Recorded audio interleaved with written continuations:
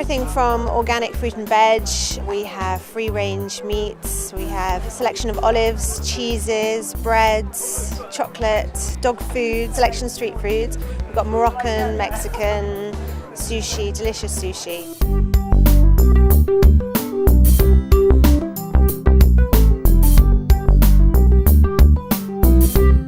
It started about 16 years ago. I live near the park and it got into a really bad state, so there was industrial scale fly tipping, people joyriding and burning cars out, and over one weekend on the Friday a car was joyridden to near the bandstand, set fire, and then the next night another one, so there were 2 carcasses of burnt out cars, and people were galvanised to come together by a proposal to sell off a large chunk of the park on a long lease, and it was the football pitches that Bedonians used.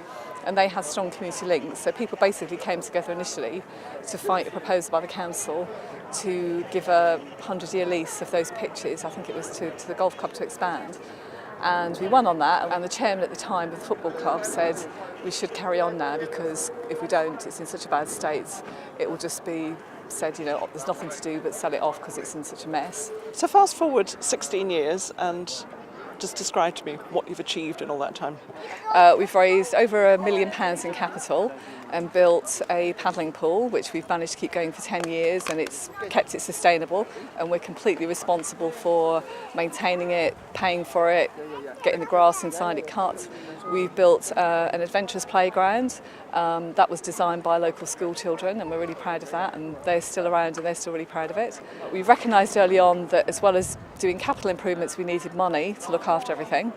So we set up this market in 2000, and we then became aware of the building next to it, which is very derelict. All the windows were smashed and there had been arson attacks on it. And we made a proposal that if we raised the money to renovate it, would the council give us a very cheap lease or a free lease. And we created initially 10 artist studios. We extended that a few years ago, built another 4. So we now have quite a decent income, which goes into maintaining the things that have improved and hopefully carrying on and making more improvements. It is a fantastic achievement. Who's the we that you describe? I was involved at the start, but there have been lots of people involved. I suppose my background in Barclays made me kind of commercially aware and push for this thing of we've got to develop things to earn revenue as well as things that are going to need revenue. But there have just been so many people involved, really. I mean, we struck up a really good relationship with the Bowls Club early on because we needed them to support having the market here. They've now built up a really good relationship with the farmers. Some of them have been coming for 15 years. Some of the guys at the Bowls Club have visited some of the farms.